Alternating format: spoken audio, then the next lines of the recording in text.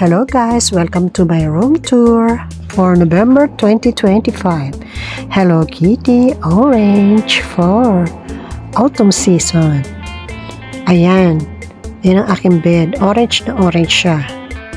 Ito naman ang aking iPad at mga gasgas na yan sa aking ka-edit. Yaki Dewin yan, yung isang yan. Pero ako ang laging nagamit yan kasi malaki. Gusto ko yan kaysa sa laptop. Wala akong mabiling rag na orange kaya yan. Gumawa na lang ako sa rag tapos binalutan ko siya. Parang pillow. Ito naman ang aking laptop.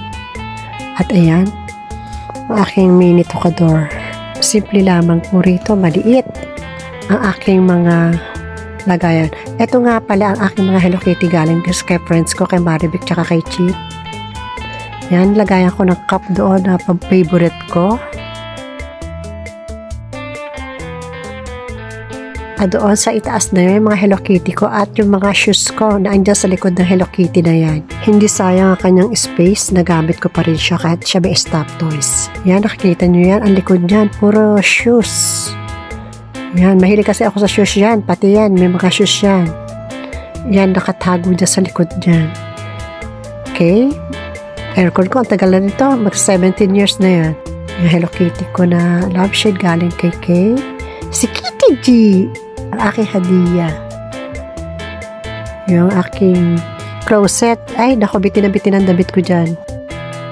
Yan, may TV, may favorite pictures. Way back 2011. May Kitty Blankita. Kitty Black. Ayan. Ganyan lang, maliit. Pero okay lang kasi swerte pa rin tayo sa iba. May ganito tayong room. Diba? Yung iba nga, nasunugan, nabinagyo. Kaya masaya na ako dito kahit na hindi siya malaki. Kahit nabulok yung bahay namin. Ayan ang aking closet. Nakulang ang damit ko dyan. Ako, 4 ang room namin. Lahat doon may damit ako. Okupado ko lahat. Ganun na karami. Mga pampaganda ko na andyan. Mga perfumes galing sa aking mga Junakis. Yung iba na doon pa sa kabilang room. Dahil hindi na siya kasya, babaksak na yung cabinet ko dyan. Hala, maliit lang talaga. At dito naman nakalagay ang aking cellphone case para hindi kalat-kalat, madaling kunin. And that's all for today's room tour. See you again next time. Bye-bye!